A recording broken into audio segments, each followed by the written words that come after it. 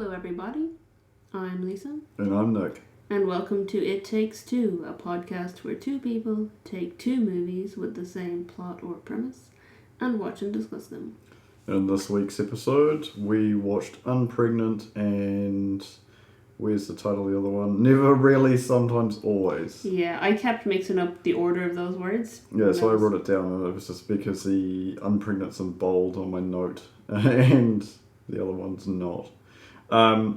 So in this week's episode, there is a ongoing elements of political debate, and if you have any strong feelings against pro-choice or pro-life, obviously we're just discussing the movies, we're not making any political statements. Just wanted to put that out there. Okay. He's given me eyes here not to make any political statements. So these are two movies. It's interesting because having watched them now, the tone is totally different in both of them. But they're two movies about a pregnant teenager in the United States in a relatively rural area or small town. So she becomes pregnant as a teenager and then discovers that she cannot get an abortion in her home state without her parents' permission, and she does not want to tell her parents, so her and a friend travel to another state for her to get an abortion without her parents' permission. Yeah. That's the plot of both of these movies. Exactly. And they're both released in 2020. Yeah. So, the Unpregnant has a far different tone. Yeah, so Unpregnant is a very light-hearted, it's a buddy comedy. It's a coming-of-age buddy comedy. Yeah. Road trip movie. Yeah. Whereas Never, Rarely, Sometimes, Always is... art house? Yeah, I think it's very arty. It's definitely a drama. And it's... it's very serious, very well researched. I do think both movies have researched. Yes. And they're both quite accurate. Because I think Unpregnant, for all of the comedy elements, it doesn't make light of the fact that she has become pregnant as a teenager. It doesn't make light of the fact that she needs to have an abortion or, Yeah. And they do, she does her research and things. And that's her whole character is that she's a person who plans and she does research and she does everything. And this has just happened to her and suddenly she has no control. Yeah. Whereas in Never, Rarely, Sometimes, Always, it's taken very, very seriously the whole way through. So the whole movie is very serious. And there's some tones in that are way darker. There's some sequences in there that made me uncomfortable, and I forced all your friends to watch Killer Joe as a joke, which makes most people uncomfortable. Yeah. No, this is, it's a movie that wants to make you feel uncomfortable. Yeah. Because obviously it's a movie that's making a political statement and saying, why are we doing this to our teenagers? Yeah. That's obviously the purpose of it. I think Unpregnant probably has a similar message behind it, but at the same time it's saying, it's kind of accepting and going, this is how life is for these people. The thing that I found interesting, obviously before we get into the movie, we're just discussing a little, caveat. Your research into why, because both these movies, if you don't have an issue with them politically, I recommend watching them, even as a what am I? A white male. Okay. I thought you were going to come out as pro-life for a second there, right? We were going to have a totally different discussion.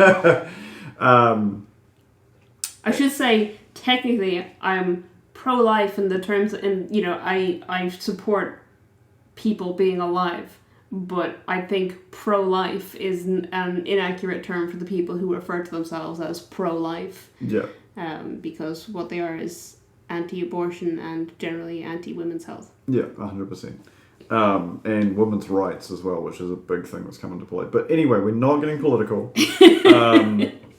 It's going to be a hard episode to not get political. Yeah. But I'm glad we haven't, put ourselves down as non-political people. Well, just for this episode, because it is a hot button topic. Yeah, I mean, we're definitely going to discuss politics because we can't not discuss because they're politics. in the movie. Yeah, but this is not our but personal feelings. I think what you were going to say was the reasons for the low ratings. Yes, so as a straight white male demographic, which the majority of people that listen to podcasts tend to be, unless it's a really niche podcast. I recommend these movies just because this is a situation we could be in on the opposite end of, and this is, it's an important, turning point politically. But what I was going to say was, yes, moving on to the research that you did, these movies are really, really good. Yep. And the reason they have low ratings is... because people who are pro-life have purposely gone on and given them 1-star ratings or 0% ratings on Rotten Tomatoes and lowered without having seen the movies. So Never, Rarely, Sometimes, Always has a 7.4 on IMDb, which is actually pretty good. Yeah. Unpregnant has a 6.3. I would argue both of those movies deserve higher ratings. 100%. And it was actually the Rotten Tomatoes ratings are interesting because if you look at the audience, Never, Rarely, Sometimes, Always has 48% on Rotten Tomatoes. Unpregnant has 14% on Rotten Tomatoes. Those are the audience scores. Whereas if you look at the critics, Never, Rarely, Sometimes, Always has 99%. It's in the top 100 movies of all times critically rated on Rotten Tomatoes. Yeah. And Unpregnant has 90%. Yeah. So they're good movies. They're well made, well casted. I mean, the actresses in both movies are fantastic. But because they are about the subject matter that they're about, people have purposely rated them low. Yeah. Because they don't fit within their own political ideals. Yeah. Yeah. So rolling into the movies, as Lisa said, both these movies revolve around a girl who finds out she's pregnant, doesn't want to be pregnant, and then has to face the consequences of her state legislation. Yep. Which in both the states, which I believe, Unpregnant with Bailey and Veronica being the girl pregnant and Unpregnant, is in Missouri. Yep. And she has to go to New Mexico. Albuquerque, New Mexico. And then the girls, Autumn, and I can't remember the cousin's name. Skylar? Autumn, the pregnant girl from Never, Really, Sometimes, Always, is travelling from Pennsylvania to New York. So that's a much shorter journey, and they take a bus. Yeah, 2 buses. Yeah, 2 buses. We have to get off. Why? They said so. Okay. It's funny, because one of the notes I actually wrote down, I don't remember where I wrote it, so I'm not going to look it up, but it was basically that the entirety of Never, Rarely, Sometimes, Always feels like August 2012 to me. Because in August 2012, I was living and working in Canada for a summer. I was in Toronto. Mm-hmm. My cousin was doing a J1 visa in Chicago, and I took a 14-hour bus from Toronto to Chicago and transferred in Detroit at 2 a.m. and was sitting in bus stations, and so the whole lighting, because a lot of this movie takes place in buses, bus stations, subway stations. Yeah. And they don't, because they travel and then they have to stay there for a couple of days because they don't realise they have to stay a couple of days and they don't have anywhere to stay. So they're staying in these stations, or they're staying out all night or up all night, or one of them sleeping on the subway while the other is keeping watch. So there's a lot of that lighting, and all very neutral colours, very neutral tones. And it feels like how it feels to be awake for 48 hours trying to get a bus somewhere to see someone. So it just, the atmosphere of it was very nostalgic to me in a weird way. We should probably roll into it because otherwise this is going to be a very long episode. Unpregnant starts off with a public school bathroom. Yeah.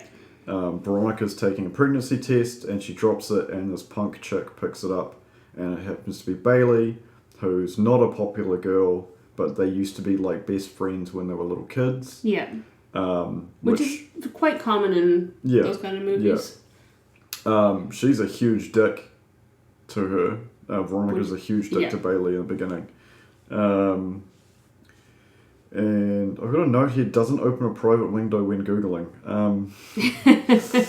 But she also, which her friends, her so-called friends point out, because the whole thing is that Bailey Bailey gets rid of the pregnancy test for her because someone else walks in, and then it ends up on Instagram with the whole school trying to figure out who took a pregnancy test at school, and what they say to her is like, you know, some idiot took the pregnancy test at school. So she's got a little bit of that. She's all plans and plans and plans, but I think it's because she's so thrown by this. Yeah. You know, she does stupid things. So she takes her pregnancy test at school, and she, you know, doesn't hide it very well, and then she's not, you know, she's Googling and she rings up I'm doing a study on how does this work? Yeah, so she rings up a local women's clinic or something and is like, I'm just doing a study for a health class, and I just want to know, you know, if a girl was pregnant, you know, when she was 17 years old, we'll say, you know, how would she get an abortion? Does she need her parents' permission? Yeah. You know, which I guess is relatively a clever way to do it, but I mean, she's not fooling anyone. Before we move on to Kevin. Oh, Kevin. We'll move back to so many notes about Kevin. To the serious movie. Opens with a school talent show with a 50s theme. Yeah, so I spent the whole beginning of Never Really, Sometimes Always trying to figure out when it was set. Because I was trying to figure out, was it set in the 50s? Because it seems like a very old-fashioned town. And they start out with a very 50s talent show, and it was all the way the film is shot. They have used such a film grain and like really pastel, like it's very neutral. All the colors, all the tone, to the point that like skin looks almost grayish. Like everything is very washed out. It looks like it was shot in the 50s, even though it was obviously made in 2020, which is clearly an artistic choice. But I spent ages trying to figure out, you know, when was this actually set. But there is reference then, they're watching like modern cartoons and things like that. So it is clearly set in 2020. In the phones. Yeah. So she starts off with a talent show. She sings. A guy in the crowd calls out something rude. I can't remember. He calls her a slut. Yeah. And then they're at like the standard after thing with the parents. And the mum's quite attentive, but the dad just doesn't seem to give a shit about anything. Yeah, I think it's stated later on in it that he's her stepdad. And he's her stepdad. And then she sees the guy who called her out, and he's making like the tongue and the inside of the cheek blowjob face at her, and she gets up and throws a glass of water and walks out. She walks into a health centre, takes a pregnancy test, which is like a standard over-the-counter, like supermarket one, like helped by these like 50-year-old, 60-year-old ladies. Yeah, it was upsetting to me because they seem, in that opening, or that first part that she goes into the clinic, they seem very understanding, and they're like, you know, they're really nice to her or whatever, and then later on they ask her, you know, is she thinking about maybe having an abortion? And when she asks, oh, is that an option, they turn on this shitty, super like really creepy false info anti-abortion propaganda video, and it's just really upsetting. If you ever watch a video and it doesn't have the person introduce themselves as a expert in the field, you know the video is BS, and there was instantly, it's like, here's the truth about abortions. It's like, yeah, this is it. I was trying to find, I knew I wrote down the quote, the terrible truth that abortion is a violent act that kills babies. Yeah. So yeah, she has this really awkward moment. She's told that she's 10 weeks. Yeah. Which I didn't write down at the time, but becomes important later. Yeah. Then she goes home and pierces her own nose. Yeah, I thought she was going to do something totally... So she just takes, like, a safety pin out of a drawer and starts heating it up with the gas stove. Yeah. So I was like, what is she going to do with this? But then she gets an ice cube and numbs her nose and pierces her own nose. Yeah. I'm still not sure why she does it. I think my best guess is that she wanted to control something. Yeah. And this was her way of finding something she can change or something she can control when she's in this situation. So her and her cousin work at a supermarket, and there's a sequence where they're both working checkout, and then Autumn is facing towards the camera, and you see Skylar behind her, and it has a sequence where Autumn is listening to the conversation. There's a very little... this is one of the things. There is very little dialogue in this movie. Yeah. And it's... feels real. It makes the movie feel a lot more intense and uncomfortable because in comparison to Unpregnant, did we watch them on the same day? Yeah, we watched Unpregnant first and then the other one. Unpregnant has a completely different tone. Yes. Everything's spoken through in massive length to the point where you're constantly getting exposition from the characters. Yeah. Not in a bad way because it is, like you said, a road trip buddy comedy movie. Yeah, exactly, yeah. And the way they're able to do that kind of constant exposition is because these are two people who shared their childhood friendship and then have not interacted in several years. And they've also like taken different paths in life, but yes. we'll talk about that momentarily. But yeah, and then you have Skylar shutting up like just a standard, short talk with the customer, who's this creepy rednecky dude. Yeah. And she's like, "Oh, are you having a party?" And he's like, "Yeah." "Are you inviting yourself?" And it's like she's a 17-year-old girl. This dude's like nearly 50, or maybe younger, depending on the type of lifestyle he leads, because it could be aged differently. Yeah. But he's literally like, like you come along, I'll give you the address, and she's like, like uncomfortable as shit. And this is happening at work, so this is the sort of fly on the wall, and then it gets pumped up to 11 when they cash out. So they count the cash manually. And they hand it through to the manager of the supermarket through a tiny slot, and he grabs her hand and kisses it. Yep. And she just pulls her, like, there's a second of, I can take this, and then it's like, no, now I'm like, this is too much, and then yanks her hand back, and the same thing happens to Autumn, and you're just like, what the fuck? It's so uncomfortable, and it's so creepy. And because the camera angle as well. Yeah. Because it's just like, the camera, there's a few wide shots in this movie, but they're not aimed at characters. They're aimed at where they are. Yeah.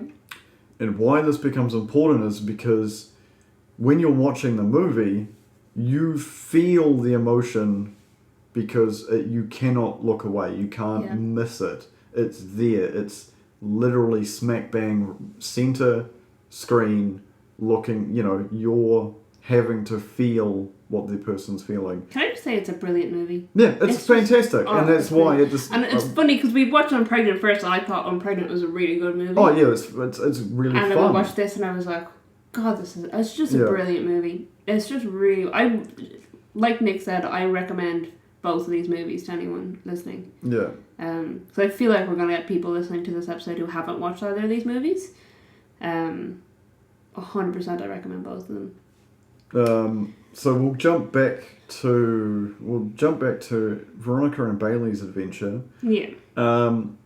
Veronica's pregnant, and she goes to confront her boyfriend Kevin. Yeah. So at this point, the only person who knows that Veronica's pregnant is Bailey, who she was kind of addicted to when Bailey found out. Yeah. And her and Bailey obviously have a history, but haven't spoken in years, or whatever. Yeah, so she decides she's going to tell Kevin, the boyfriend. Nice guy, Kevin. Oh, Kevin, the ultimate nice guy. So Kevin, she calls Kevin and she says, I need to talk to you. And Kevin says, oh, meet me here. And they're in this fancy restaurant, or like relatively fancy for 17-year-olds to be at. Yeah. And it's so weird. Because she tries to talk to her friends first before she talks to Kevin. And when she goes to talk to her friends, they're doing this gossiping. They're like, oh, didn't you see someone took a pregnancy test at school? Yeah. And all they want are interested in is the gossip and how stupid this person is. So she's obviously is like, nope, not telling them. But she obviously wants to tell Kevin. So when... Yeah, because I think that's the quote, what would you do if it was one of us? And they're like, we wouldn't be that stupid to take a pregnancy test at school. Yeah, so. Exactly. So she meets Kevin in this fancy restaurant. And she tells Kevin that she's pregnant. And Kevin immediately gets down on one knee and produces an engagement ring. Yeah. And asks her to marry him. So my instant reaction is, why is he this prepared? Yeah. Why does the 17-year-old have a ring ready for this conversation? And then, and she's like, what's going on? She gets him to sit back at the table and she's like, what are you doing? And he's like, well, you were unsure about us and what's going to happen next year. And now we have this. Yeah. Which is major alarm bells in my head. And it turns out, so he's like, oh, I heard about this scandal and you said you wanted to talk. So I thought this must be it. And then he tells her that the last time they had sex, the condom broke and he didn't tell her about it. Yeah. So this guy had seen that that they're unsure about the next year because she's planning to go off to college somewhere and he wants to stay in their town in Missouri. There's some interesting parts about his character that just seem... Okay, we'll touch more on Kevin's character later on when it becomes relevant again, but this is what we know about them.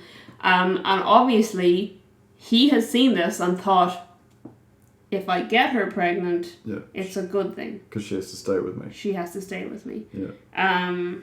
So it's the first time we see the manipulative side of Kevin. It's kind of, at this point, it's kind of like, maybe he's just a total idiot. Yeah. But later on, it's very apparent that he is a manipulator. And then obviously she is freaking out about this and she goes off, and this is how she ends up with going to Bailey and saying, like, The thing that I wrote down is because the first thing she does is looks at Uber. And it was $2,000. 2.5, I wrote that down. She checks the price of an Uber and it's $2,500 to get an Uber to Albuquerque. Because at this point she had already researched where the closest place she could get an abortion was, and had printed a map, worked out all the stops she need to take, how much money she has, how much money she needs, etc., etc. She's plan person. So obviously her idea first was get her friends to drive her, but they're all gossiping. So then her second plan was get Kevin to drive her. Yeah. But obviously that's not happening because he wants the baby. Yeah. And plan number 3 is Uber, and plan 4 is shit, I have to go to Bailey. Yeah. So she goes to see Bailey, and basically they have the standard conversation of like, hey, I need you to do this for me, and she's like, Bailey's just like, why? We were friends, but you're not my friend anymore. And Bailey asked her, I didn't take down the direct quote, but it's something like, you just thought, Bailey has nothing better to do, and she goes, yeah, pretty much. So Bailey slams the door in her face. She slams the door in her face, and then she opens, and she's like, I'm just joking, you're right, I have nothing better to do. Can I just actually take a moment to go back? That moment where we find out that Kevin intentionally wanted her to be pregnant is important, because in Never, Rarely, Sometimes, Always, the title of the movie comes from a questionnaire she does before she gets the abortion, where she's asked a series of questions and has to answer never, rarely, sometimes, or always. And one of the questions is, has your partner ever tried to get you pregnant when you didn't want to be? Yeah. So that is one of their red flags for abuse, and it's what Kevin has done in this movie. And obviously they make it a lot more lighthearted and Unpregnant, but that is textbook what he has done. Yeah. So yes, they go to the garage and open it, and it's a Trans Am, like muscle car, like painted Firebird on the front, like electric blue or crushed blue. I can't remember the exact color of it, but it's, you know, and she's just like, hang on, I didn't calculate for this car, like gas wise. This is gonna be more expensive gas wise, and Bailey's just like, don't worry about it, let's go. So they, you know, hit the road. And Veronica along the way through the movie, up to a certain point is, I've got it written down, has a quote, so basic, sharing trash.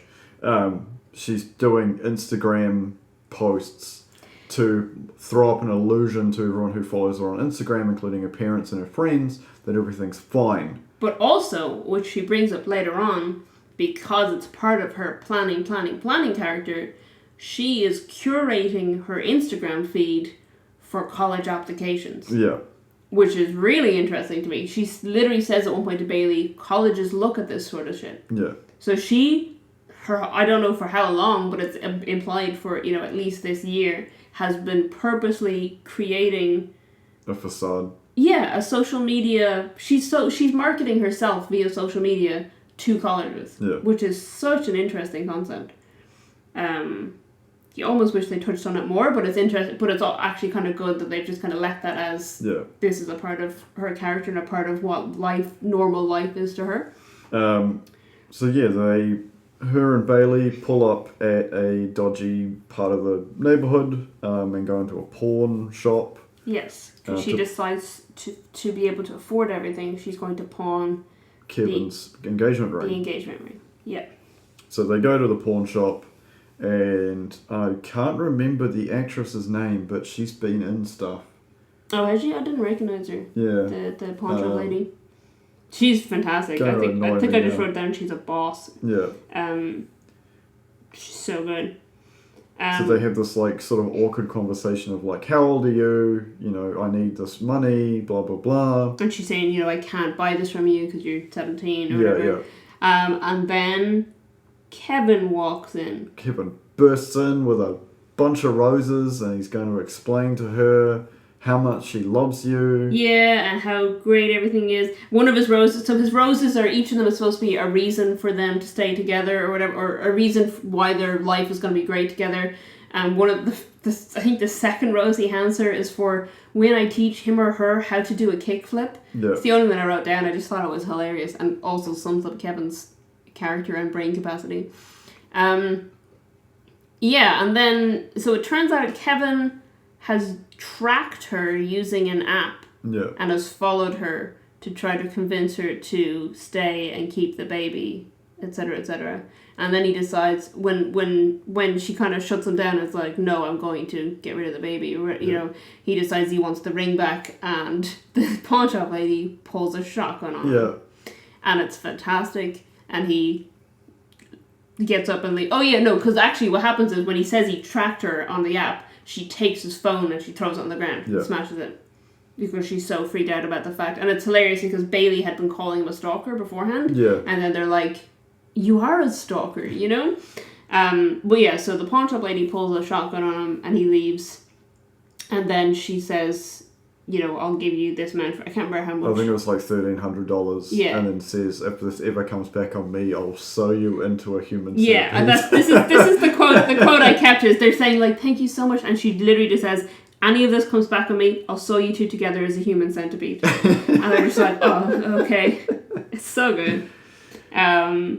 But Kevin is such a creep and a stalker and a manipulator and a shithead. Yeah. Oh, I just don't like Kevin. He comes up, he appears later in the movie, and we'll talk about him at length at that point. I think I wrote a whole lot of notes there. God, I don't like him. So yeah, they sort of, where I'm going to pause in Unpregnant is they stop at a gas shop. Why have I written gas shop? The gas shop. It was shop you buy gas from. The gas station to buy snacks and stuff. And Bailey's like on like a weird like, this is fun, we're having fun. Yeah, like, she's trying to make it a fun road trip thing. Where obviously Veronica with her sort of anal retentive planning is like going, how much are you spending? Why are you doing this? Like, but then again, it's like the nose piercing. Yeah. She is trying to maintain control. Because she's at a point in her life where she has lost control and she's clearly a control freak. Yeah. Yeah, I think at that point what I wrote is I didn't remember Bailey's name at this point. I wrote ex-weirdo friendo. Is very spur of the moment, spontaneous, opposites buddy cop movie. Yeah. Is what I wrote. And then before they get in the car, because they're like going to go, and Veronica obviously pays for everything, Bailey makes a drink which is half blue raspberry, half whatever the hell, like, it's a slushy thing that's got blue on one end, red on the other, and then a shot of Coke. Yeah. Coca-Cola. And then it's like, oh, it's their old drink. And they get in the car and leave. Yeah. Moving over to... Never really, sometimes always. Thank you. Yeah, I think that's a good point to move over because obviously we've just discussed how they get their money for their trip. Yeah. Which is the pawn shop with the engagement ring. And in Never Really, Sometimes Always, what happens is... So first off, we're going to have to rewind a little bit. When she discovers that obviously she can't get an abortion where she is, she starts researching ways to give herself... Oh, yeah, scenes. Yeah, so this is really upsetting. So she Googles the abortion laws for under 18s in Pennsylvania and discovers she needs parental consent. Yeah. Doesn't want to tell her parents. So she Googles self-induced abortion, at which point I've written, not a good sign, I'm not looking forward to what comes next. So first of all, she takes a whole bottle of vitamin C supplements. So I looked that up, and apparently it is a common myth that you can self-abort using vitamin C, but there's no evidence that it actually works. It would be a very hard thing to test. Yeah, but it's supposed to be one of the safest ways to do it because overdosing on vitamin C isn't going to cause you a lot of harm. Yeah. And then she starts repeatedly punching herself in the stomach, which is really hard to watch. And then we get another scene at their work where she starts getting dizzy and sweaty, and then she leaves the till to go vomit. Yeah. At which point Skylar comes to check up on her in their staff bathroom, and asks her, what did the doctor say? And she said they couldn't help me. Mm. So she's like, what do you mean? And she just goes, I took a test. Yeah. And that's about it. So this is, you were saying there's not very much dialogue in the movie. So basically, Skylar and Autumn are very quiet, very reserved people. Yeah. And it's funny because I saw someone online complaining about it because they said, there's, it's very unrealistic because no teenagers talk this little. I was like that. Yeah. I was a very quiet teenager, and I was very reserved, especially in like school situations or whatever. And my first job, I was very, very quiet, very nervous, very shy, and they just are very reserved. So I feel like it's very believable. So Skylar brings her down to their manager and tries to tell him, my cousin is sick. This is where we learn that they're cousins. And she's like, I need to take her home. And then he says, I'd get lonely if you left. It's so creepy. So they keep working for the next few hours. And then when they're counting the money at the end of the day, for every note she puts in the envelope, she puts another one in her pocket. Yeah. And it's never, a word is never said about it. Autumn just looks at her and then looks up at the camera and is kind of like, eyeing her to be like, are you really doing this? And she just, acting like she's doing totally normal work, is pocketing the money. And that's how they get the money for their trip. And then when they leave the store, she puts the money in Autumn's bag. And then they go to one of their houses. I'm not sure which. I think it might be Autumn's house they go to together. And they start researching buses and train schedules. And pack a suitcase. So it's all very serious, very quiet. They don't say a word through this whole... So they have the conversation in the bathroom as Skylar interacts with their boss. And that's it. After that, there's no dialogue until they're on the bus, I think. Yeah, because literally it goes from cousins, manager is a creep, and then bus trip is literally my... Yeah, I wrote that I want to punch him so bad. Yeah. Yeah, so they're on the bus, and then they have to switch buses obviously, because, one bus route would only go to a certain point, and then another bus if you're continuing on. Yeah. Or bringing people to that side, they would switch sides, so one bus is on. Yeah, it's quite common on those long haul buses as well that they'll stop and just stop for a break. Yeah. So this is probably something along that lines of the driver can only drive a certain amount of time. So he's stopping for a break, but rather than making them all stop for a break, they move on to another bus and moves on. Which makes sense. Same thing happens in New Zealand. Yeah. It's usually Palmerston, especially if you're going north from Wellington. It's only fresh in my mind because of when I went to my nana's funeral. That's where I stopped. Right. Because I'm not paying $270 to fly to Napier when it cost $19 to take the bus. Fair enough. Where are we up to? Yeah, switching buses, and then a guy gets on the bus. Yep. And then they have he's chatting up Skylar. Yeah. And then she takes his number, and it's sort of. He gives her his phone, and she puts her number in. I wrote, I hope she gives him the fake. Turns out she doesn't. And then they're on the subway.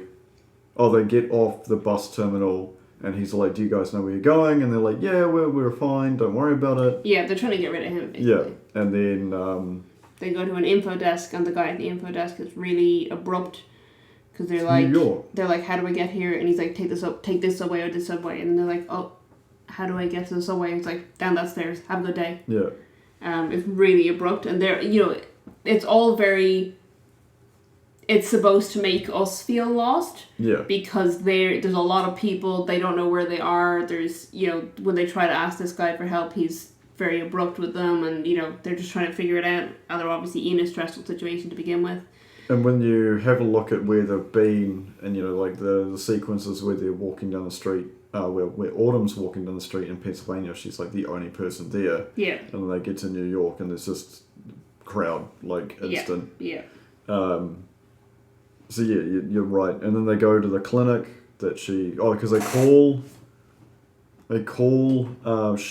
Autumn receives a call from the Pennsylvania Women's Clinic asking, can she come back in? And she's like, "Oh, no, I'm busy today." And they're like, "What about tomorrow?" And then she's like, "Oh, can I call you later? It's a really bad time right now." And they're like, "We'll call you later." And it's like, they're being real persistent because I think they know what she wants to do, and they want her to carry the baby to term and give it up for adoption is what they were pushing her to do. So yes, then they go to they're going to the clinic, and there's a security checkpoint at the clinic, which is clearly checking them because of the x-ray, and then they check the bags. I thought that was really interesting because obviously they have big problems with protesters. Yeah. And they're worried about what they might be bringing into the clinic if they're not actually there for a legitimate appointment. So he checks their IDs and he checks their bags and things. And then they go inside, and then you have a sequence where, I was going to say Bailey. Autumn is tested again, and it turns out that the clinic that she saw in Pennsylvania lied to her. Yes. And said she was... They said she was 10 weeks pregnant. Yeah. She's actually 18 weeks. Yeah. And in the clinic that she's gone to now in New York, they can only do abortions up to 12 weeks. Yeah. She's still now in the second trimester. Yeah. Although I don't know, she did say that when she was asked about when her last period was, she said she wasn't sure, and she's very irregular. But if she's 18 weeks pregnant, that's 4 months. I don't know how you don't notice missing your period for 4 months. But she did say initially that her menstrual cycle is irregular. So, I guess it. And honestly, actually, at that age, it's quite common for you to skip months. She's only 17. Yeah. Or I don't think her age is actually said. It said she's under 18, so she could be. She's over 14, under 18 is what we know about her, but she looks about 17. Yeah. Sorry, I'm just catching up with myself on these notes. Oh yeah, the self-inflicted bruises during the ultrasound were pretty, because that's like... Yeah. if you were the technician, you'd be like, this isn't good. Yeah. So her stomach is covered in bruises when she gets her sonogram. And then, so she finds out that she can't have the procedure there, and then has to go to another place, which is because they were in Brooklyn, and they have to go to Manhattan. And she's also told that in the clinic in Manhattan, because she's in her second trimester, it will be a 2-day procedure. Yeah. They can't do a simple 1-day procedure. Which is actually touched on in Unpregnant as well, kind of. But it's that she can, because she's so early in her pregnancy and Unpregnant, she can be, because I think she's 7 weeks. Yeah. I think that's what she is in Unpregnant. She can take a pill, but if she takes the pill, she has to come back for a follow-up appointment if she wants to get it done in 1 day. So we find out then Skylar didn't give the dude a fake number because he's texting her and she's like, oh, look at this, creepo. She's texted me 3 times and she's like, just delete his number, I feel like their dialogue, while there's not very much of it, it's very authentic. They feel like just cousins who are just like, like chatting about so that, they don't need to talk a whole lot. Because they're very comfortable in each other's position, thing. So they're at either a bus station or a train station, and they're obviously planning to spend the night there, and then a security guard comes in and tells them that it's closed at 4 a.m. Then he's like, you can't sleep here, you need to go. So then they get on a subway, and Skylar is sleeping and Autumn is awake, and there's a guy just staring at her, and then he starts touching himself, and she's like, wake up, we gotta go. Well, she doesn't say that, she just kind of shakes her, just like moves her head, and they get off. And it's not like it's hidden either, like he literally is like staring at her, because he's clearly drunk. Yeah. Or, no, he's clearly drunk because he's wearing like a business suit and like staggering. Yeah, and he's just standing right in the middle of the subway, making direct eye contact, and then he just unzips and reaches into his pants. And it's so creepy. Because I was writing, right, and I had typed the word creepo in all capital letters and wrote creepo on the subway, and by the time I started staring at her, he had started, and I was like, and touching himself. So then they find an arcade, and they spend the rest of their night, or some of the night. It's very unclear what time of day it is for a lot of this movie. Yeah. And I think that's because for them, they're mostly staying awake, so it all merges into one, which is what I was saying. I said the camera focuses on the characters' emotions rather than where they are. Yeah. I do have a little issue, so Slater, Jesus. Skylar, is playing like one of those Dance Revolution games, and then Autumn goes to play tic-tac-toe with a live chicken. Yeah. How? I don't know. How is there a live chicken in an arcade? But anyway, we have got people listening to our podcast in New York. So if any of you have been to an arcade in New York where you can play tic-tac-toe against a live chicken, please explain that to us. Yeah, please tweet at us because we'd want to know. Yeah.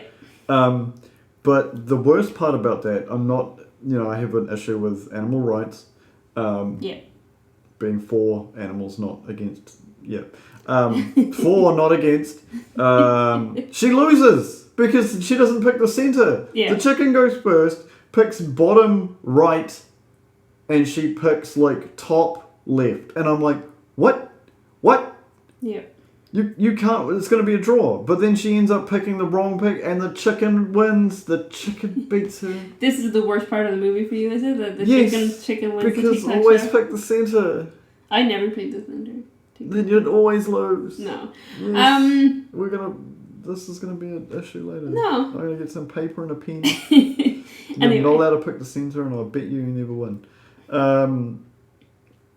Then they go to the bathroom and have what she refers to as a French horse bath, which is, Yeah. And they go to a bakery. There's a lot of subway scenes, but that's, kind of to be expected because they're in New York City.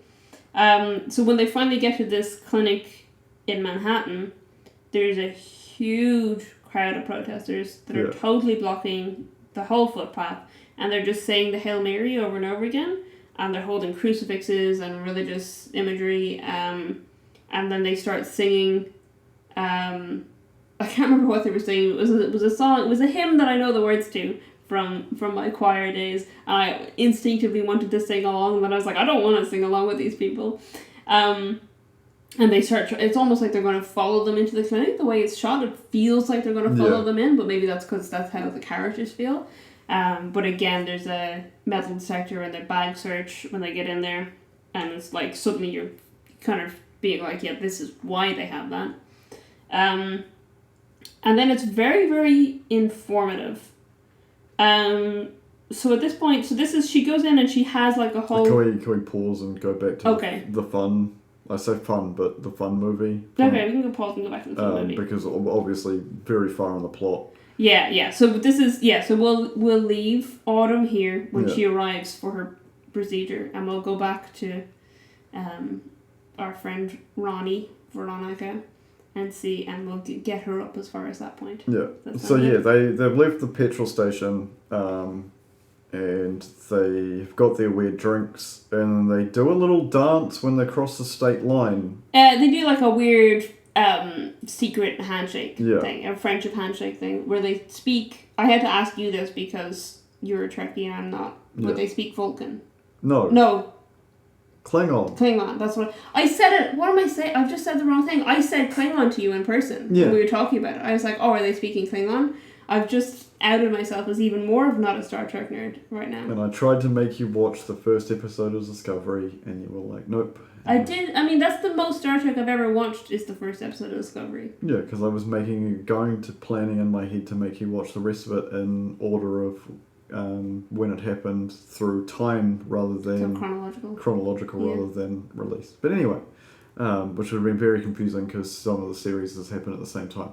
Anywho, moving back to the movie, they sleep out in the open. So sorry. It's okay. They sleep out and we can edit it out later. We won't. They sleep out on the open, and there's like a weird flashback to when they were kids. And Veronica saw Bailey's parents arguing about Bailey, and is literally like, let's go ride our bikes. Right. They wake up and they've slept. They were supposed to sleep for 4 hours. Yeah, they're supposed to wake up at 5 a.m. to be in Texas by 9 a.m. to get to wherever. But it's 9:30 and they haven't left, and Bailey's like, chill out, I'm going to have breakfast, and is eating Funyuns, and then she's trying to grabs a bag of Funyuns and scoffs them, but... they're heading down, and then Bailey is watching the rear view and sees, I guess it was a state trooper. State troopers, yeah. Just before the state troopers happen, I just want to point out there was 2 billboards they passed, and it's really funny because they're one after the other. So I've been, on interstates in the USA, and these massive billboards are very common, like all over the place. But I just thought it was so funny, and obviously intentionally done, that they drive past a billboard that's like a religious, traditional family one. It's like a family should be, or, a marriage should be 1 woman plus 1 man plus God. Yeah. And then the next one they pass is hot single girls, barely 18. Yeah. And it's like, what? Like, yeah, it's so creepy. But yeah, so then... Yeah, so she sees state troopers, and then she gets real nervous, she turns off the music, she's getting real angsty, and then she rapidly turns off the road, like, last second, takes an exit at speed. So I just was like, why is she avoiding the state troopers? And then she's like, oh, I just wanted to get food, and Veronica's like, okay, like, real weirded out by it. And they park around the back, I think, of the diner they go to. Yep. And then when they're in the diner, the state troopers pull up and we find out... No, before that. Okay. So before that, they turn up, and there's a African-American boy who calls out to them when they turn up because they're in the corner booth. Yeah, so there's a whole group of teen men. They're all boys, aren't they? In this corner booth, and they're kind of eyeing them up and stuff, and this one guy gets up. Then comes over and talks to them, and is all like, whose car's that? And Bailey's like, mine. Yeah. And then he's hitting on them, and then she has like a massive comeback, and then all her mates his mates howl and laugh at him. Yeah. So first of all, one of the things he said to them is like, oh, what kind of trouble are you guys in? And they're like, none, blah blah. Yeah. And then her comeback to him is, if you're gonna shoot your shot, make sure your zipper is up. Yeah. And his friends are all like, whoa, you know. So they sit down and they order their food, and then the state troopers pull up. And at this point, Bailey admits to Veronica that... What? Oh, no, sorry. There's a bit you're missing. Okay. Veronica admits to Bailey that she hasn't booked the appointment. Oh, yeah. Yeah, that happens first. Then it comes out that the car's stolen. Well, Yes. not stolen. It's her mom's boyfriend's car. Her mom's asshole boyfriend's car is what she said. Which is Phil, spelt with an F? Yeah, who spells Phil with an F is the joke. That they say that earlier on in it, which is funny. But yeah, so she has taken, borrowed without permission, her mom's boyfriend's car, which he has obviously reported stolen, and the state troopers have all pulled up, and they're going around the diner asking people, is that your car there, or do you know who has a car, or whatever. They obviously get to the teen boys first, because when they come over to talk to Bailey and Veronica, before they say anything, the guy who had tried to shoot his shot stands up on the table and starts singing. Yeah. And then he's like kind of giving them head gestures, and then Veronica cops it and grabs Bailey, and they run out the back entrance, and they just keep running. They don't go to the car. Yeah. So she now doesn't have her backpack with her map and her plans and her chargers and her everything in it.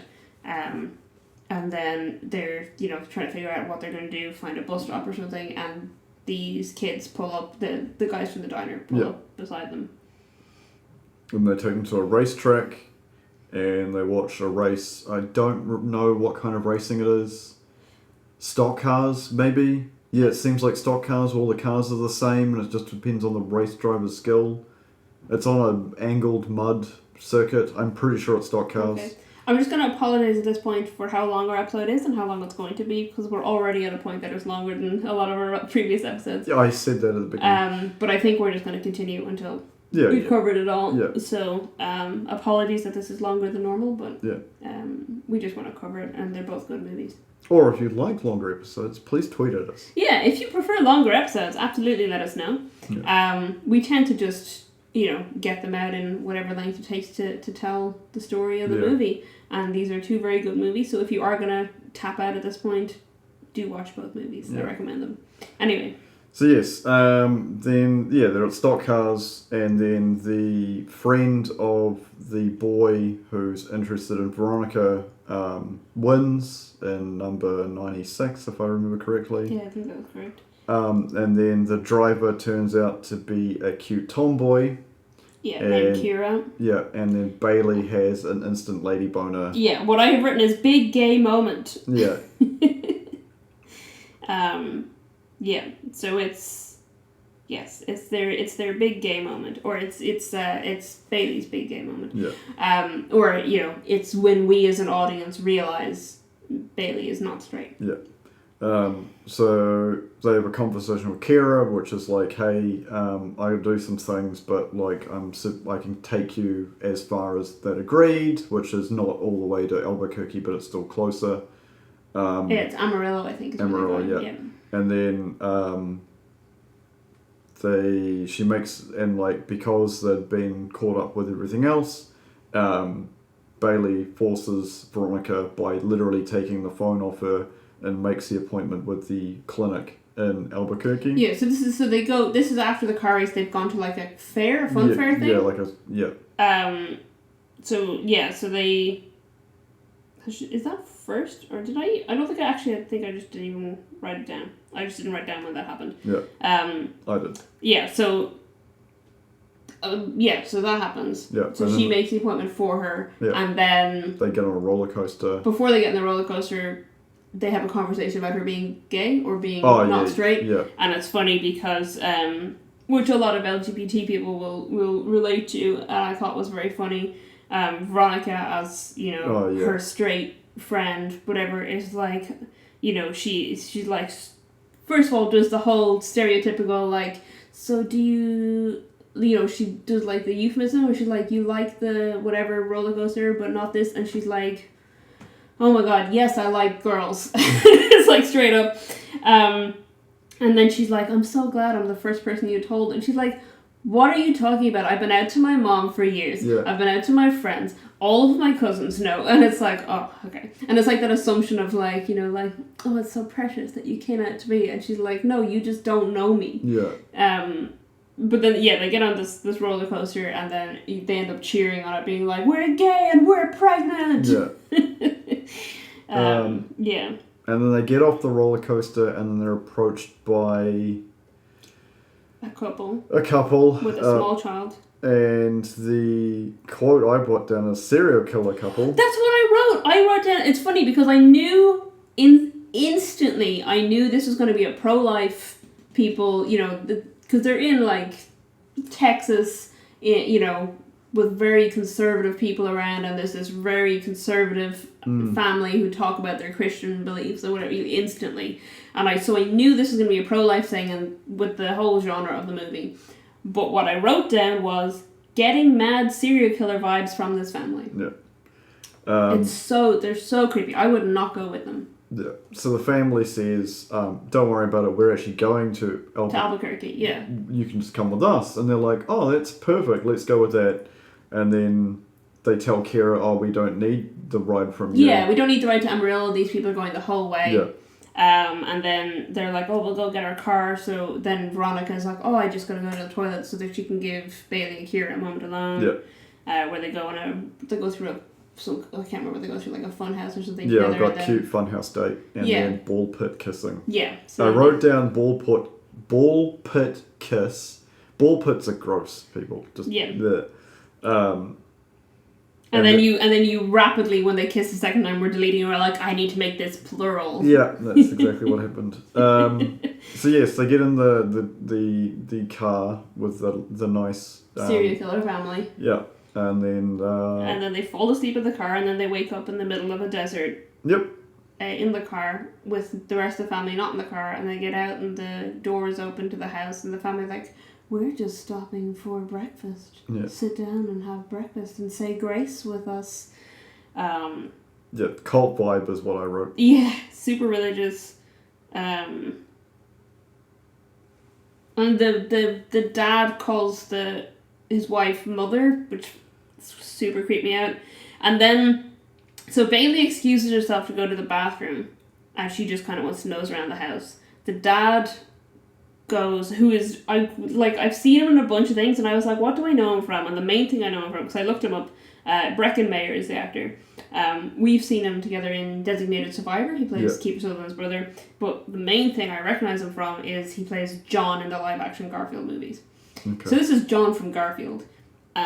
Goes to make a coffee, and the wife then starts talking to Veronica.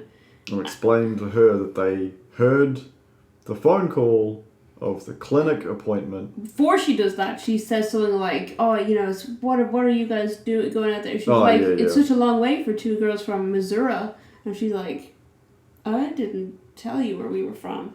So that's when she said that she overheard the conversation with the abortion clinic. And what I've written is, they overheard the conversation with the abortion clinic and decided to abduct two teenage girls.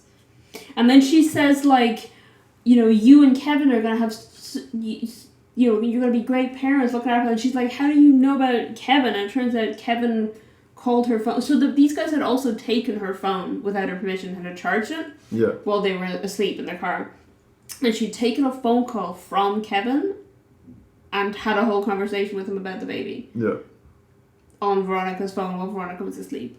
And then at the same time that this real creepy conversation is happening, Bailey upstairs finds a room that is just full of pro-life, anti-abortion signage. Yeah. And so they both decide to run and scream at each other to leave at the same time. And they grab the key. Oh yeah, they start talking to each other in Klingon. This is the point. They start talking to each other in Klingon, so the guys won't know what they're doing or saying.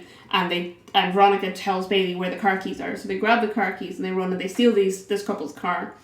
And then it turns out they also have this massive caravan that they obviously bring to protest. It's got a big baby on the front of it, and it's terrifying. And then at the same time that this real creepy conversation is happening, Bailey upstairs finds a room that is just full of pro-life, anti-abortion signage. And so they both decide to run and scream at each other to leave at the same time. And he's like falling behind them and like shouting on a PR system through the caravan, being like, we just want to give you medical advice.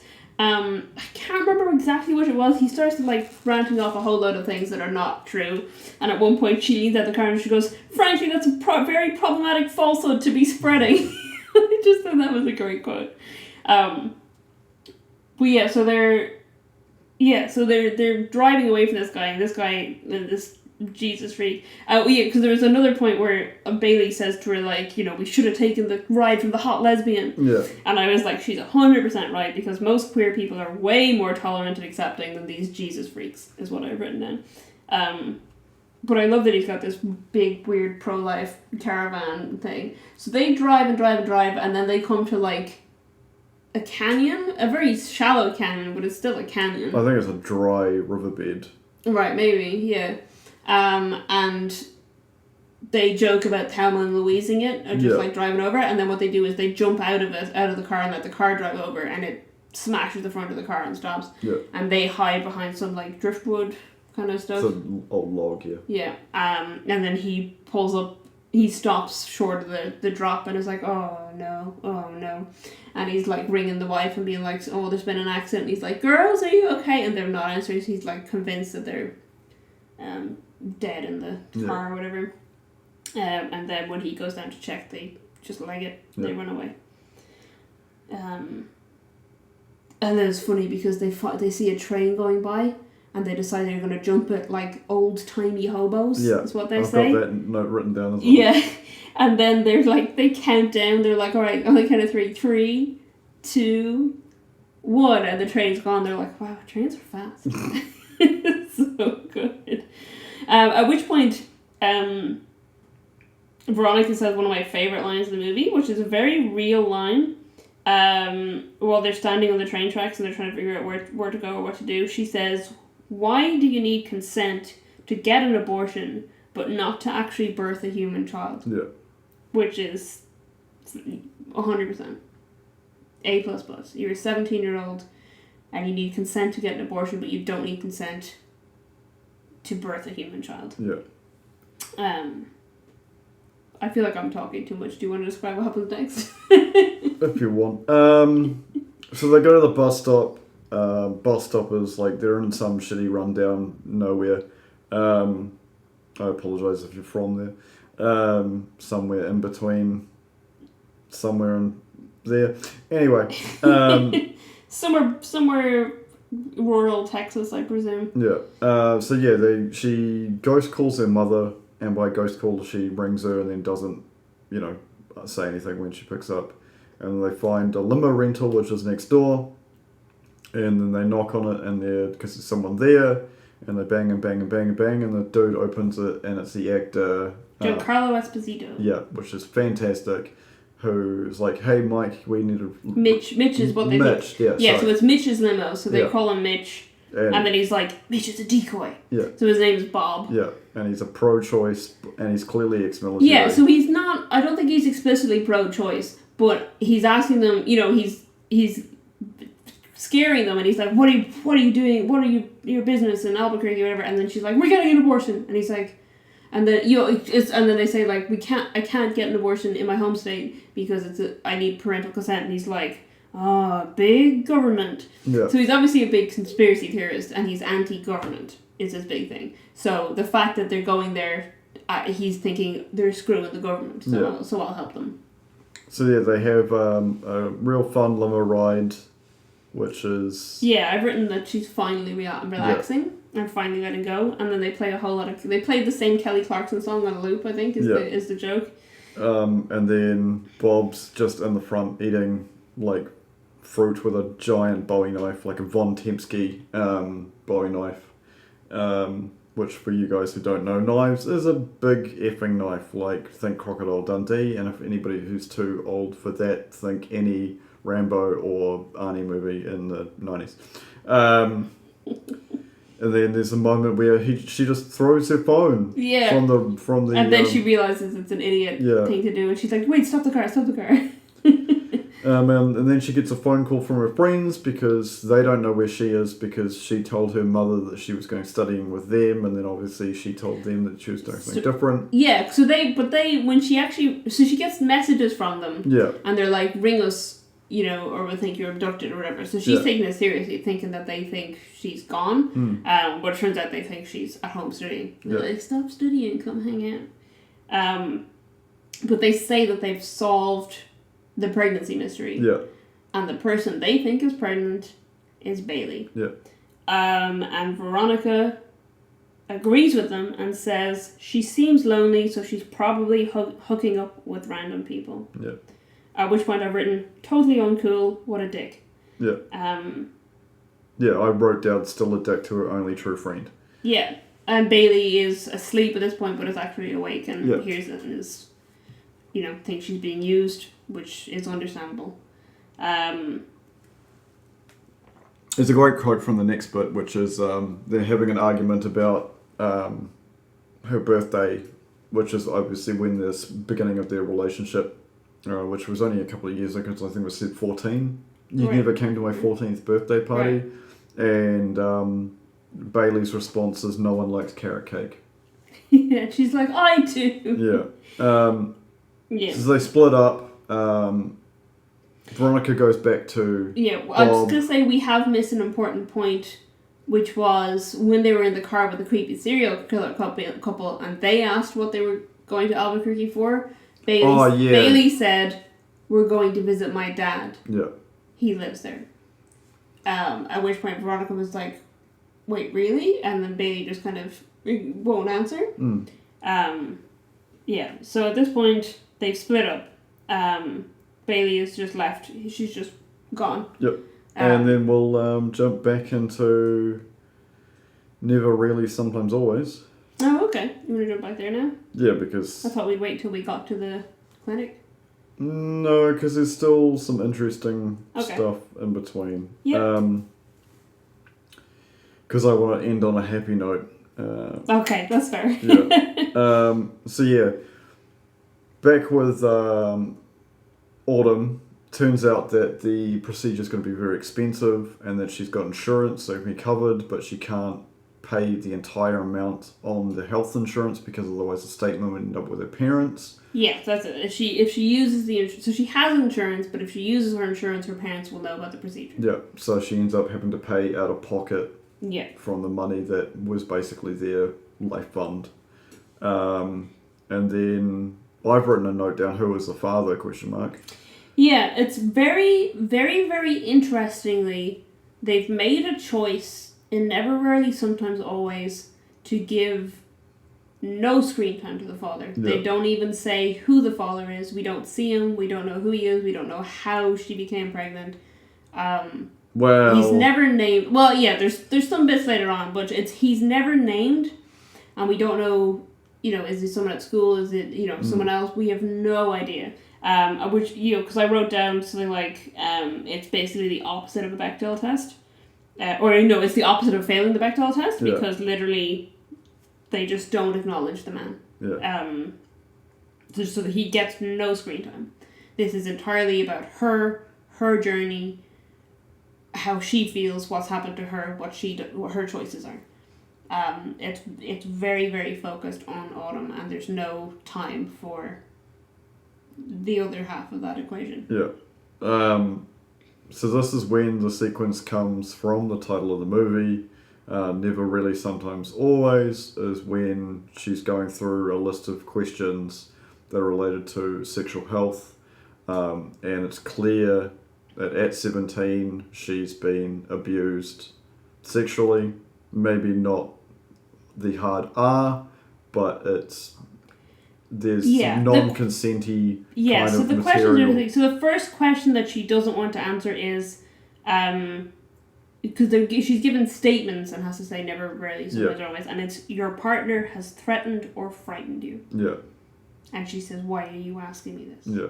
And she's like, we just need to know. And then she, I think she says, I can't remember, she either says sometimes or rarely, or something. It says sometimes. And then it gets progressively darker from there. Yeah. And it's, like I mentioned before, has your partner tried to get you pregnant without your consent? And it's, it's your partner, I can't remember, but the final one of it is, has anyone, because she refuses to answer something, she just can't, and the whole time she's just getting more and more emotional, and you can see it, and it's just so well acted. And then the last one is, has anyone forced you to have to perform sexual acts against your will? Yeah. And she says yes. And it's really, and what I wrote at that point is just, I feel genuinely really sad for this girl. And then what I wrote is, I'm amazed that this is her first acting gig. Because he went to a big thing, and it turns out she used to be a... She's a janitor. Yeah. So it's she, or they. She uses she and they pronouns. One of the first few non-binary actors to be critically acclaimed.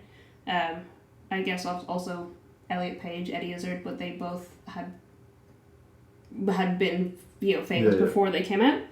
So what did I write? Yeah, so Sydney Flanagan is their name. Beat out more than 100 actresses for the role, and prior to that was a janitor, and this is her first acting role. And also, while we're on this particular scene, Kelly Chapman is the counsellor who's asking her the questions. Not an actor.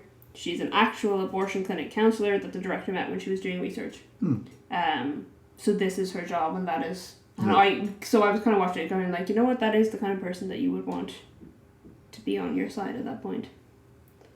So it's very, very informative. It feels like, and obviously they did the research, but they also have the person who's usually asking those questions. So it's very, very accurate to life, I think. Yeah. So yeah, obviously the appointment, the procedure is very expensive, because at the end of it, their money's gone, so they've got no way to pay for anything. There's like... Yeah, so they have no money left for the subway or for things, so they duck under the turnstiles, and then they're just kind of staying at the subway, and then they have this conversation where, Autumn doesn't want to see anyone, doesn't want to talk to anyone. She's had the first half of this procedure. She just wants to be totally left alone, but she can't do anything because she's in the middle of a subway, in the middle of a city she's not familiar with. Skylar is talking to her and is saying, do you want me to call my mom? And she says no. And she says, do you want me to call your mom? She says no. And then she says, what do you want me to do? And she just says, fuck off. Yeah. So Skylar then just walks off, and the bag handle breaks, which I'm not sure if that was intentional or an accident. I had that written down as well. And then... After a minute or so, Autumn gets up to go look for her, and then she's in the bathroom puts makeup on her, and then they meet up with Bus Guy. I thought at this point she was just going to get him to pay for stuff, but they go to a food place with him, and they pretend that they've already eaten, so that they don't have to ask him for food. So he pays for his food, and he offers them some fries, whatever. I took down a quote, and it's when he's trying to make conversation with Autumn, and he's talking about, where they're from in Pennsylvania, and he says, what do you like to do there? And she says, normal things. So funny. But it's so much that she just doesn't want to interact with anyone at this time, and I can totally understand that. So then he pays for them to go bowling together. I've written, Skylar is really bad at bowling, and then I said the creep dude is watching her ass. And then, Autumn excuses herself, and she's clearly experiencing cramping. You can tell that, when she goes, as soon as she's alone, she's, reacting to the pain that she's obviously been hiding. And they don't shy away from showing a bloody pad in her underwear. So she's obviously experiencing some kind of spotting or bleeding from the procedure, and the cramping. And they literally show her sitting on the toilet with a pad in her underwear with blood in it, which I was honestly, I would like to applaud that, because literally, have you ever seen an ad for tampons or pads that has the colour red in it? No, they're always blue. They're blue, It's always window wiper solution. Why? Because it's because what, we don't want to show blood? Yeah, because it's just one of those stupid things that people have come to this idea that everyone's afraid of, like the entire subject. Yeah. So I just thought, I was the pat on the back to the people who made the choice to be like, let's show the pad with the blood in it. We don't need her to say to Skylar, oh, I'm sick. It's another one of those movies that's very show not tell. Yeah. Because she doesn't have to go, oh, I'm in pain, or oh, I've got cramps. You can tell she's got cramps by the way she's holding herself and the way she's wincing and things, and then you can see that she's got the spotting in her underwear. And that's when she calls her mom. Again, ghost calling. From the bathroom, and then she just hangs up on her. And then they go to karaoke, and I've written the dude is as bad at karaoke as Skylar is at bowling. Yeah. But then Autumn gets up and sings a song, and it's really good because Autumn can sing. Yeah. And then these two split up, and the cousin goes with the... Yeah, because they ask him for money at this point. Yeah. They say they've lost their bus tickets. And they've lost their money. Is there any way he can lend them a few dollars? And he says that he'll get money from the ATM if she'll come downtown with him. And then she's like, oh no, we gotta get to our bus, whatever. And then they split up. And Autumn is giving Skylar what out eyes. Is she? And then she disappears for ages. And Autumn's waiting around. And I was like, is she murdered? What did you just say? Is she murdered? Yeah, that's what I've written. And then Autumn is clearly, the way the shots are done, she's very... Oh, dude, so good. She's very central in these wide shots, and it's this feeling of being lost and alone at a time where she's obviously already feeling lost and alone, but now she's totally alone in the city. She doesn't know where Skylar is. She doesn't have, money. She doesn't have anything. And then she managed to find her in the subway, which I don't know how you would find another person in the subway station if you didn't know where they were. Yeah. And she's making out with the creepo dude. And she just stands behind the pillar and holds her hand, and they hold pinkies. And it's obviously this, moment of going like, realizing that this is what Skylar is doing. This is what she's sacrificing to help Autumn. And it's, these are the kinds of things that they need to do. And this is where it becomes very political, because it's like, these are the kinds of things that real people need to do on a regular basis just to live their lives. Yeah. Just to, to get a medical procedure that they should be able to get. Yeah. There was a lot of stuff like this came out a few years back in Ireland because we had a referendum to appeal the 8th Amendment of our Constitution. So it was an amendment to the Constitution that put the right of life of an unborn child above the right of life of a mother. So you could not perform any kind of medical procedures on a woman who might be pregnant. Like, there's a whole other thing. Like, I had a surgery. I'm not going to go into what surgery was, but I had a surgery and I had to take a pregnancy test before the surgery because if there was any chance I was pregnant, I couldn't have any surgery. That's so bizarre. Because that's what it was like in Ireland. So at the time of that referendum, there was a lot of like short films, plays. My brother co-wrote a play that was on this kind of topic. And it's all about, and like these movies, it was about how people had to travel from Ireland to the UK to get abortions. I remember watching a particular short, and it's two women in an airport, and it's, one who's clearly about 18 or 19 years old, and the other is in her 40s or 50s, and they're both alone, and they end up talking in the airport, and the younger one doesn't want to talk, and it turns out, as it goes on, the reason she's traveling isn't, for fun or for family or whatever, it's she needs to go get an abortion. And this is what, this feels like, this moment where you're thinking, this is what they are sacrificing to, to just be able to get this procedure. Yeah. So it's just really well done. Anyway, sorry. So yes, with their money that they've got from Bostock, did he have a name? I've just called him Creepo Dude for most of it. Yeah, it's fitting. I can't remember if he ever said his name. He has the nice guy face, and the way he's talking to... it's just everything. It's upsetting to me as a man because as... how blunt I can be to people, I can read how other people feel based on my actions. Yeah. And I just tend to not talk to people in public because that's a sort of a violation of an unbroken contract. Yeah. You wouldn't just like walk up to... I personally would never walk up to anybody on public transport or in public and just strike up a conversation. Even at the the times that I was single, I wouldn't just approach girls and just be like, hey, what are you guys up to? Yeah. Because I've had people approach me the opposite way. Yeah. And that's fine because there's a different power dynamic there. Yeah. Yeah. Or people that I used to go to college with or something, Yeah, I mean, it's quite, back home it's quite common for, like, elderly ladies to strike up a conversation with you. You sit and chat with them on the bus or whatever, and it's like, fine. But some creepo dude who's, like, insisting that you give him your number and you're on public transport. Wanting to know where you're going, and, It just reminds me of that, the moment from Taken.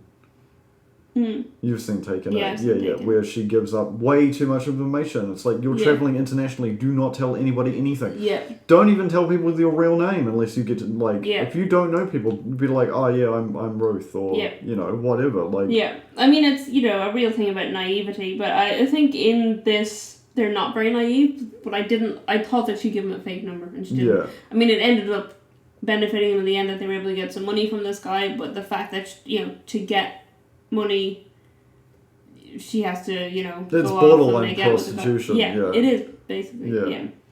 Yeah. So they ride the subway all night, again taking turns sleeping, and then they go back to the clinic the next day. And the operating sequence, because there's a huge difference in the really, never, sometimes, always, and Unpregnant with the tone of this sequence, which I'll get back to when we flip back, which... Actually, no, I'll do it now. We'll catch up to the operating sequence in Unpregnant if you're okay with that. I feel like we've missed a whole lot then if we do that. Haven't we? No, because they literally get the money... No, because we... Wait, what? In Unpregnant? No. I'm saying we'll pause... Oh, we'll pause here and catch up. Okay. Yeah. I think that you were going to skip to the operating scene. No, God no. This is the funniest fucking sequence in the entire movie in this sequence. Yeah. I was like, no, we're not skipping that. So yes, back in Unpregnant, Bailey is gone. Veronica is back with Bob in the limo. They're both going somewhere. It's lots of sequences. Bailey goes to see her father. And... Veronica goes into Bailey is going to see her father. We don't know that at this We point. don't know that. Veronica goes into a truck stop. Yeah. And talks to the guy. She gets the drink. She gets the drink and the guy tells her that someone else came in. Yeah, he's like, what's with that drink? Is it a meme challenge or something? And so she realizes Bailey is here and she's wondering then, why is Bailey... still in Albuquerque? Why didn't she turn back? And that's when it clicks. Her dad is in Albuquerque. Yeah. So she tracks down where Bailey's dad is. And then you both have a sequence where Veronica is spying on Bailey, who is spying on her dad. Yeah. And it's important that when she tells the limo driver to go there, Bob. Yeah. He says, you're going to miss your appointment, and she's like, I don't care. Yeah. Because this is the point where it flips, and she decides Bailey is more important than... Because this is... The appointment that she has at this point is the latest appointment she can have, and still make it back. Yeah, still make it back in time for her parents not to figure out she ever left. Yeah. So she decides that her relationship with Bailey is more important than her parents not knowing that she's gone. Yeah. So she finds Bailey's dad works in, what is it, like a garden centre? Is that I think he's owner of a garden centre because he keeps, like she mentioned it earlier in the movie, and then it's his excuse for not wanting to spend time with her daughter that he hadn't seen in 3 years. And he's basically just a complete nut. He's literally everything wrong with a male parental figure in this point. Yeah. And then it turns out that the reason that he split with the mother is because he wanted to be with her, and she wanted to have Bailey, and then there was a situation where he was just like, well, I don't want to be with you anymore, so I'm gone. Yeah, so, first of all, he tells her she should have called ahead. He's like, you were always... busy. Yeah, he was like, you're always too impulsive. Yeah. And then he's like, what do you want, money? And he clearly doesn't want to see her. And that's what he says, basically, is he didn't want children, and Bailey's mother did, and he wanted to be with her, so he thought, okay, I guess it's a compromise. And then as soon as the relationship started to get rocky, he was like, well, I don't want to be with you, and I also don't want kids, so I'm out of here. So Bailey is upset and starts to leave, and then Veronica walks in and is like, really? And she like stands up to Bailey's dad on her behalf, because he's a dick, and she just totally calls him out on it. And then he's like not having any of it, and then when he turns around, she tases him. Yeah. I don't think we ever mentioned... No, we didn't mention the taser. But Bailey had taken a taser with them. For her mum's taser, she'd because taken they're her mum's two taser. girls going across 3 states, by themselves. So that was their weapon of choice, to have a taser, and at this point, so I think she just walks up and tases them. Yeah, she walks up and tases them, they run away, and then Veronica goes to apologise to Bailey, and Bailey's like, you just did the best thing ever, which is tase my fucking dad. Everything's forgiven. And then they jump back in the limo with Bob. They go to the clinic. There's a whole lot of protesters outside. And they ride past the protesters in a limo, which is hilarious. And then they have a meeting with goodbye with Bob. Yeah, and it's so cute. And he's very inspirational, he's very kind, and he's hugging them, and then he goes, thank you, Victoria, and it's like, that's not her name. And then they go inside, and he takes an STD pamphlet. And then that's the end of Bob. And then we get to a note where I'm going to apologise in advance for cursing here, because I have written, fucking Kevin, the fucker. Yeah. Like that, with caps, with every second word capitalized. Yeah. Kevin appears at the abortion clinic. Of course. Oh, he's already there waiting when they get in. And he knew about the appointment because he had spoken to pro-life lady. Yeah, he'd spoken to pro-life lady. He knew where and when the appointment was, and he'd gone and waited. And he was like, you guys were supposed to be here hours ago. And she's like, yeah, some shit happened. And she's like, what are you doing here? So Kevin...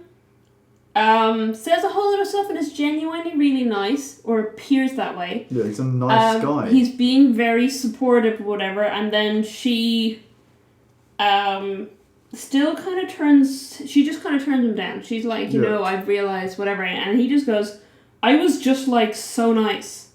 At which point I've written, Kevin is an entitled shithead. Yeah. And then he takes a picture of her. Is that what he does? And he says, he just blackmails her. Well, first he tries to gaslight her. Yeah. And then when that doesn't work, he decides he's going to blackmail her. And he's like, if you don't stay with me, I'm going to tell everyone that it's you that's pregnant. Yeah. And then she's like, no, I'm done. And he's obviously expecting, he's a total manipulator. And he's trying gaslighting, he's trying blackmailing, he's been stalking her, etc., etc.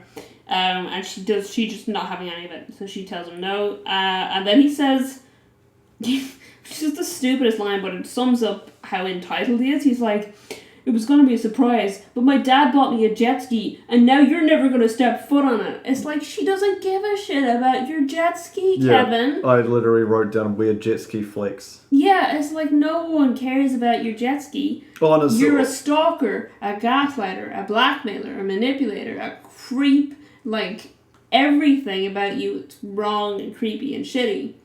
And you think she's going to care about your jet ski? I'll go back to earlier where he got the money for the engagement ring was selling 2 of his 4 dirt bikes. Yes. He sold 2 of his 4 dirt bikes. Yeah. To buy an engagement ring, which she then sold to be able to fund this whole expedition. Yeah. Yeah, so then they go in and she, has a questionnaire or whatever, and then she has the procedure on the same day. So I wrote down the same day procedure is really interesting to me, especially in the USA, where everything needs consultations and everything medical is costs an arm and a leg or whatever. So it's really surprising me that she's able to walk in and have a same day procedure. Yeah. I guess great that she is. I did think so. They have she has her procedure. Yeah, so it's sort of more where never really, sometimes always is very visceral. It's in the sequence, like there's no escaping it, and it's up to a point where even the people are slightly out of frame to the point where it makes you feel their emotions and make you feel uncomfortable. The opposite end of Unpregnant is it just seems like this magical dream sequence where there's lots of little flashes, and it's the movies are showing two different points of view. There's one saying, this is fine, you're going to be looked after when you go to these places, don't be afraid to go to these places. And then also you're seeing the harsh reality of, yes, it is, you're getting an operation, like you're going to be put under anesthetic. Yeah. You're going to have someone digging around inside you. And there's a very different tonal shift between these two movies, and Unpregnant is very fluffy. Yeah. And never really, sometimes always, is very visceral and in your face. Yeah. I wrote down then afterwards that she's surprisingly coherent for post-sedation, and she's like, I want to eat. I've been sedated, and you're like doped afterwards, and you're like trying to, you can't. There was like that meme video I watched the other day where the grandma was like, "You've been feeling okay?" and she's like, "I'm not high." Yeah, it's like, you've clearly been to the dentist. I know. I mean, that's not sedation though. That's the painkillers and stuff. But if you've been sedated, you tend to be quite woozy and quite whatever. And she probably would be on painkillers as well after that kind of procedure. And then they realise that they've got $20 left and no way to get home. So Bailey and Veronica both call their moms at this point. No, they eat nachos first, which I thought was important. Oh yeah, because she comes out of the surgery and is like, I'm really hungry. So it's funny because actually in both movies they don't eat food afterwards, but in Never Really, Sometimes Always, it's explicitly stated she couldn't eat anything between midnight and her surgery. So when she's talking to the doctor before the surgery, she's saying, oh, I'm hungry, and she's like, oh, you'll be able to get food afterwards or whatever. So it's kind of explained in that one, and in Unpregnant it's not explained, but then you're like, oh, okay, I guess that's why. Yeah. Bailey's giant list of unanswered texts were funny. So Veronica's like, oh, I better call my mom, and Bailey's like, yeah, maybe I should too, and she's got all these texts from her mom. Through it, like, have you been murdered, like, where are you? Yeah. So they fly home, presumably paid for by one of their parents, I don't know whose. They get a taxi from the airport to Bailey's house first and then to Veronica's house. When Veronica gets home, or do we want to skip to Never Really, Sometimes Always, because you said you wanted to end with... I want to end. Okay, so we'll wait. So we'll skip back to Never and then we'll come back. So Never Really, Sometimes Always, after the procedure, she goes get food. And that's the first time you see her relax. Is when she's eating food afterwards. And then that's basically it. They get on the bus. Yeah, so they use nice guy's money and get on the bus and go back to Pennsylvania. And it's a very quiet bus ride. And then she smiles on the bus. And it cuts to black. Yeah. And that's the end of that movie. Yeah. And whereas in Unpregnant, you get to see her go home. Yeah. And when she gets home, her mom is waiting on her bed. She's clearly very upset. We didn't mention it, but it's said very early in the movie that her sister had gotten pregnant at a young age. So Veronica had been an aunt when she was 9 years old. Yeah. So her mom is saying, this isn't a choice I would have made. This isn't a choice your sister made. Yeah. But what Veronica says to her is, I know I made the right choice for me. And then she says, I'm afraid you're going to hate me for my choices, whatever. And her mom is like, no. She's like, I don't understand it. I probably will never understand it, but I don't hate you. Yeah. Which is quite nice. And then it goes to school the next day. Yeah. And she goes up to her friends, and her friends are still being dicks. And they're like, oh my god, we heard the news, oh no. And she's like, oh, and they're like, you broke up with Kevin. Yeah. And she's like, okay. And then they start, like, talking about something else. Like, they move on to the next gossip thing, and she just goes, pregnancy test was mine. And they're like, what? What? And then they just go, like, I can't believe you've been dealing with this alone. And she says, I haven't. And walks off and goes over to hangs out with Bailey, yeah. Yeah. And that's how that ends. No. Oh, no, it doesn't. It doesn't. Because it cuts to, in the credits sequence, yeah. They're going on another road trip. Yeah, they're going to Roswell. They're going to Roswell. Yeah. And in Bailey's real car. Yeah. Which is a shitty, rundown, like, sedan. Yeah. Yeah. Yeah, so they're both fantastic movies. I did, because we had mentioned that Sidney Flanagan was a janitor, this is their first movie. Yeah. I had a look at the other 3 actresses. So Skylar is played by Talia Ryder, who has been in several episodes of Sesame Street and a bunch of short films, and that's it.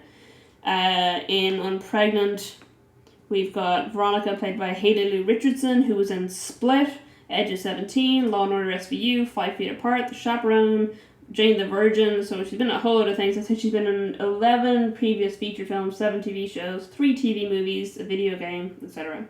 Yeah. Bailey is played by Barbie Ferreira, who is in Euphoria, the TV series. It's the only thing on her thing that I'd heard of. She's in 1 other TV series and 2 short films. She also is a model. And she started her modelling career by sending her own photos to American Apparel until they took her in as a model. So she was a model for American Apparel. And then she ended up modelling for Aerie, Adidas, ASOS, Forever 21, H&M, Misguided, and Target, among others, what it says. Time magazine in 2016 named her as one of their 30 most influential teens. And apparently she preaches body positivity and all that stuff. So she seems pretty cool. Yeah. But obviously, all 3 of them have some amount of experience, whereas Sydney who played Autumn, was, that was her first role. Yeah. Which is absolutely stunning, because she's amazing. And it says one of the first non-binary actors to earn major awards attention for their work in film. Uses she, they pronouns. So she describes herself as a non-binary woman. I feel like that's pretty much all the notes I had were about that kind of stuff. So, the other thing I wrote, because I just thought this was a weird note, it was on Sidney Flanagan's Wikipedia page. So the director of Never Really, Sometimes Always is Eliza Hittman. And Flanagan met Eliza Hittman when she was 14, and her boyfriend was staying at a communal home shared by juggalos, while Hittman and director Scott Cummings were filming a documentary called Buffalo Juggalos. Wow. So the director is filming a documentary called Buffalo Juggalos, and in this communal home that juggalos live in, there's also this guy whose girlfriend is a janitor, who ends up being the lead role in this movie. So you never know where your big shot's gonna come from. Yeah. So really interesting. I feel like this is the most thorough we've been, as shown by the duration of this, which is at this point twice the length of most of our regular episodes. So again, apologies for that, but we wanted to do it justice. No, not apologies, actually. We don't apologise. Thank you for staying with us to this long yes, time. thank you so much for listening to this. And again, I recommend both films. Yeah, they are. This is, at this point in time, which is, in my opinion, this is my opinion alone, fucking stupid at this day and age where we're having a debate now. Like, we can go to space. Like, there are robots on Mars, and we're still talking about should, a state or a government be able to tell women what they're allowed to do with their own bodies. Like, it's ridiculous. And it's, in a majority of cases, it's old white men making these decisions. Mm-hmm.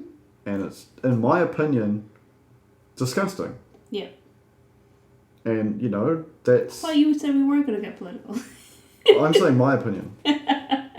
No, I agree. Anybody who wouldn't have cared wouldn't have listened to the that's true. That's how true. long we've been going for. No, honestly, actually, if you are, if you view yourself as pro-life, and you've listened this far, thank you for listening. And I would again recommend both movies.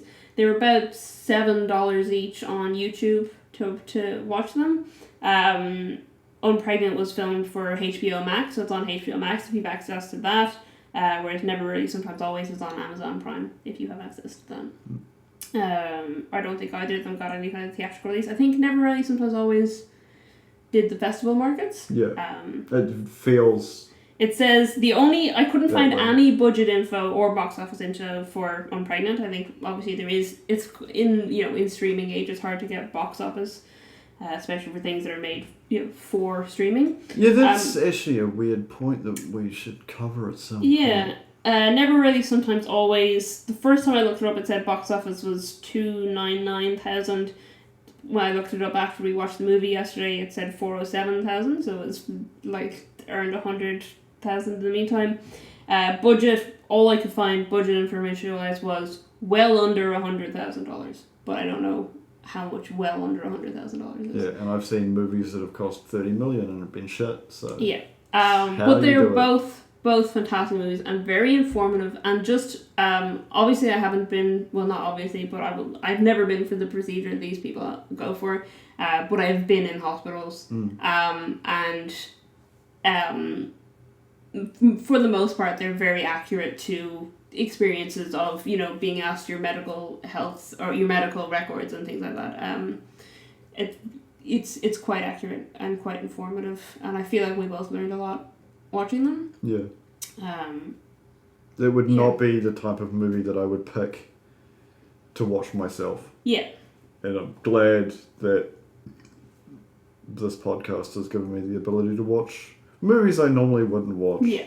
There are some on this list in coming future episodes and in the past episodes. There would be movies I would normally watch, but not these in particular.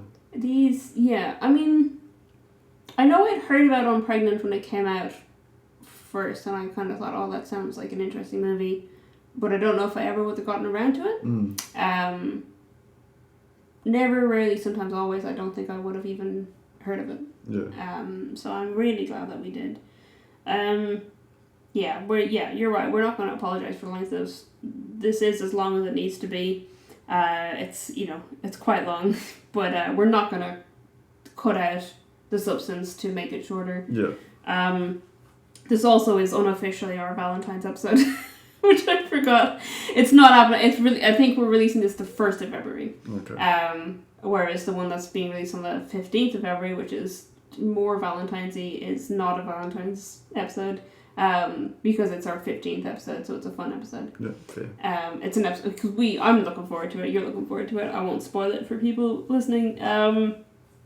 But we're planning to do a fun episode every 5 episodes. But our number 10 was taken up by a Christmas episode, so we didn't quite get to do our fun one then. So this will be our first proper fun one since. Those were fun in a different way. Yeah. Well, play us out, Keyboard Cat. Yeah, so if you want to get in contact with us or follow us, you can do so on Twitter and Instagram at ittakes2_pod, or on Facebook at ittakes2pod, or you can find us on our website at ittakes2.co.nz. We would love to hear your thoughts on this episode and also on these movies, if you've seen them. And if you watch them based on our recommendation, we'd love to hear that too, so please let us know. Until next time, stay safe, and thanks for listening.